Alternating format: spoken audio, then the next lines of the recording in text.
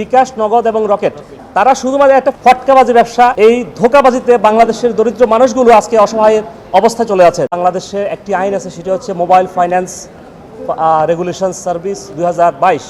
এই আইনে 2 নম্বর রুলসে বলা আছে যে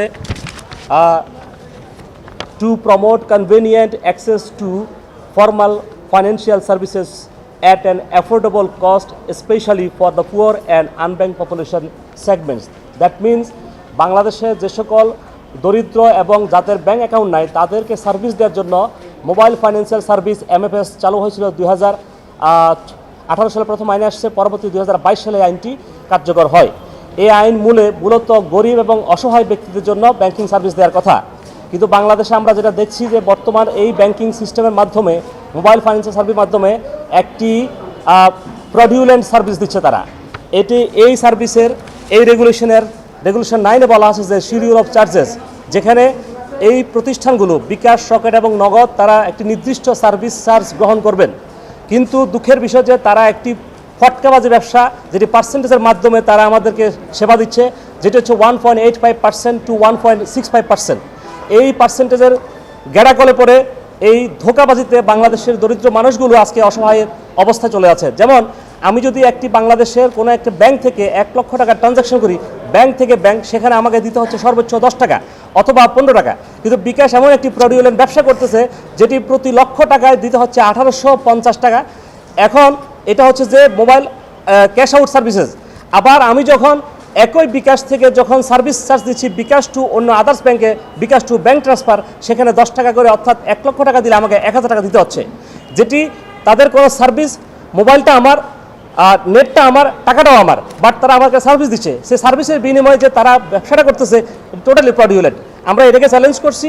2022 সালের যে রেগুলেশন আছে মোবাইল MFS রেগুলেশন 2022, এটার রুল 2 এবং রুল 9, এই প্রেক্ষাপটে মাননীয় আদালত, মাননীয় বিচারপতি mister justice Mujibur Rahman Mia and mister justice Rezaul করিমের মহোদয়ের বেঞ্চে আজকে আমি এই মামলাটা শুনানি করি। আদালত আমাদের এই সকল আইন এবং সাবমিশন শুনে সন্তুষ্ট হয়ে রুল ইস্যু করেছেন। একটা বিষয়, সেটা হচ্ছে যে সার্ভিস চার্জ কেন এত অতিরিক্ত মাত্রায় নেওয়া হচ্ছে, সেটি কেন অবৈধ হবে না। দ্বিতীয়ত হচ্ছে মোবাইল ফাইন্যান্সিয়াল সার্ভিস 2022, এই আইনটি ফর্মুলেট করে নতুন একটি আইন কেন তৈরি করা হবে না। আমাদের এই দুইটি প্রার্থনা ছিল। আদালত আমাদেরকে এই 2 বিষয়ে আমাদেরকে রুল ইস্যু করেছেন এবং স্পেশাল মেসেঞ্জারের মাধ্যমে বাই 2 ডেজে আমরা এটি নোটিশ সার্ভ করব সংশ্লিষ্ট দপ্তরে, এবং এটি অতি দ্রুত সময়ের মধ্যে আমরা হিয়ারিং করার জন্য ব্যবস্থা করব, যাতে বাংলাদেশের প্রত্যেকটি পুয়ার অ্যান্ড আনব্যাংক পারসন যারা সঠিক সময়ে সঠিক একটি ব্যবসা অনুযায়ী যাদের সার্ভিসটা পায়, সেটি আমাদের প্রার্থনা। সবাইকে আমরা আপাতত 3টাকে অ্যাড করছি, পরবর্তী আমরা অ্যাড করব যখন প্রয়োজন হবে। বিকাশ, নগদ এবং রকেট বর্তমানে সাউথ এশিয়াতে বাংলাদেশ, মিয়ানমার, ইন্ডিয়া এবং পাকিস্তান, যেখানে তুলনামূলকভাবে ওই সকল 3টে দেশে ফ্রি সার্ভিস দিচ্ছে। দ্যাট মিনস আমাদের এই ব্যাংকগুলোর সাবসিডিয়ারি কোম্পানি হচ্ছে যে বিকাশ, রকেট এবং নগদ। নগদ হচ্ছে যে পোস্টাল অপারেটরের, বিকাশ হচ্ছে যে ব্র্যাক ব্যাংকের, রকেট হচ্ছে ডাচ বাংলা ব্যাংকের। এই সকল প্রতিষ্ঠানের সাবসিডিয়ারি কোম্পানি হিসেবে তারা মূল কোম্পানির চেয়ে অতিরিক্ত ব্যবসা করতেছে, যেটা বলা হচ্ছে TIB রিপোর্ট 2025-এ। এটি বলা হচ্ছে যে একই সময়ে 5.5 কোটি গ্রাহক থেকে বিকাশ, নগদ